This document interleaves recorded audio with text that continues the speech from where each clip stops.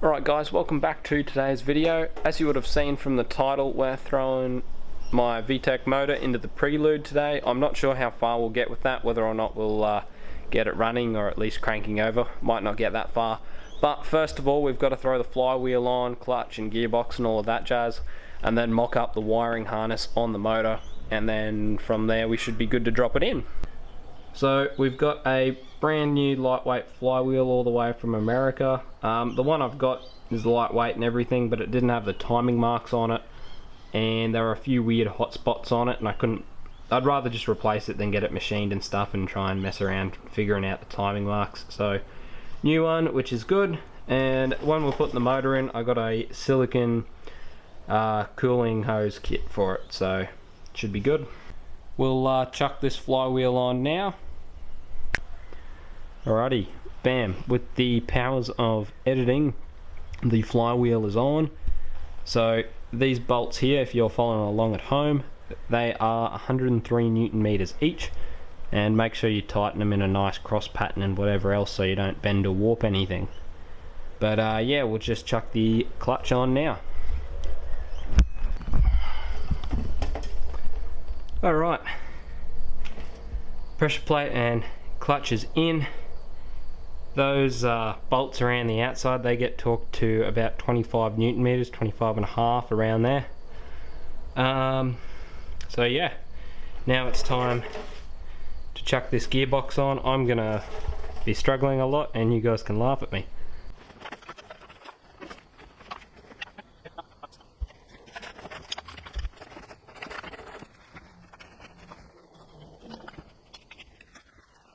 Gearbox is slapped on now, it's all bolted up and whatever else. The drive shaft seals, I threw those in off camera, and all we have to do before we can put this in the car, I believe, is just the wiring harness. So I'll slap that on now, and yeah. So we've got the wiring harness all run in now and all plugged into where they go to start with. There's a few plugs not entirely sure if I got in the right spot or if they're in the right area, but we can figure that out later. So we'll jump on to throwing this thing back in the car.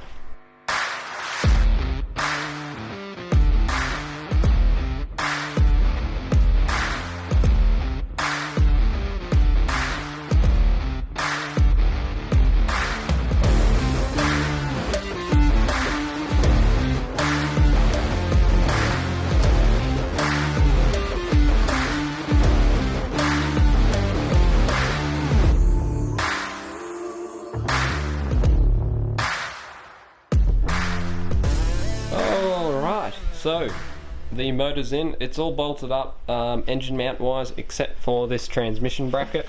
I don't have the right bracket for the transmission, so we're probably going to have to make something up there, or if I can try and find one. I've been looking but it hasn't shown up, so we'll see how we go there. But what we're going to do now is we're going to chuck the oil in that we need, and wiring harness is plugged in over there to the body harness. So what we really just need to do is sort out the wiring between the battery and the motor, so that'll just be a few negative wires and starter motor wires and stuff. But yeah, exciting progress.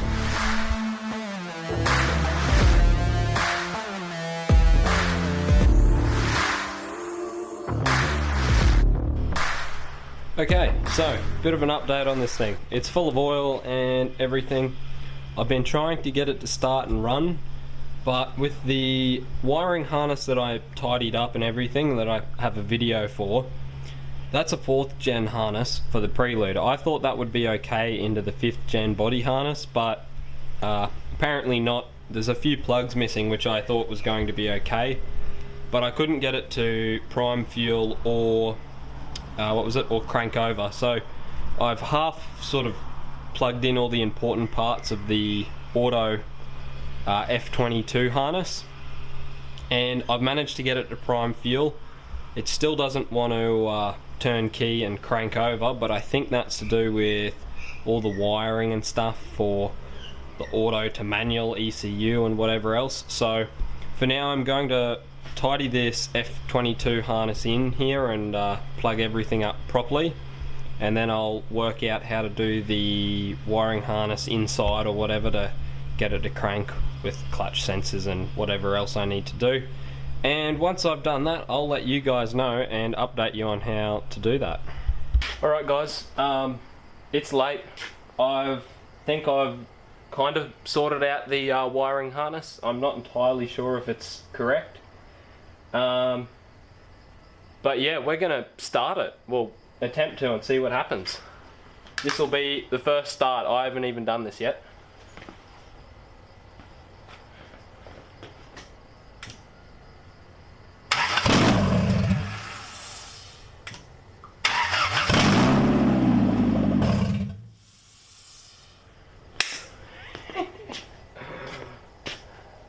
It runs. That's straight out of the headers, out of the top. That is good. That is good. I will see you guys tomorrow in another day when we can sort this out a little bit better.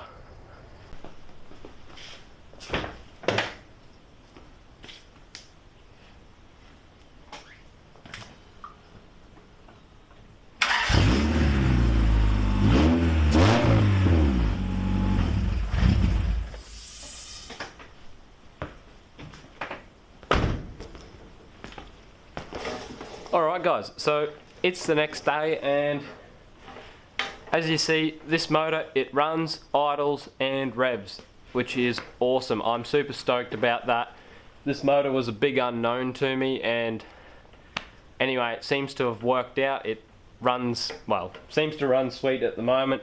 I've got a lot of stuff left to do on it yet. I need to button up the wiring harness and, you know, figure out how to wire in reverse lights and all of the, you know, important stuff to make it work properly. But for now, we're happy. We achieved our goal today, which was to get that motor in and running, so that's pretty good. Need to run it through, heat cycle and whatever else, so we're going to chuck the radiator in now. I've gone ahead and thrown on all of the accessories and stuff, so alternator, aircon and whatnot. Power steering's not on just yet because this bracket needs to be modified to suit the H22 head instead of the F22 head. I'm waiting on a new harmonic balancer at the moment, so no belts will be on, but that's alright. Radiators getting chucked in now.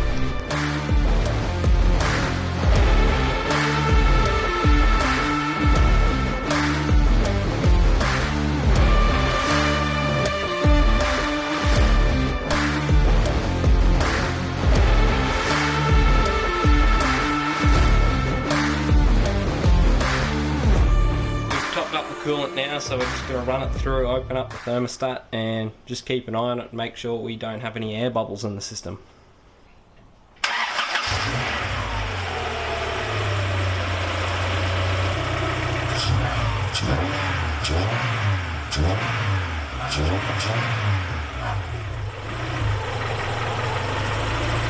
Radiator and cooling systems all plumbed up and filled up. We've heat cycled it, opened that thermostat and hopefully got all the bubbles out.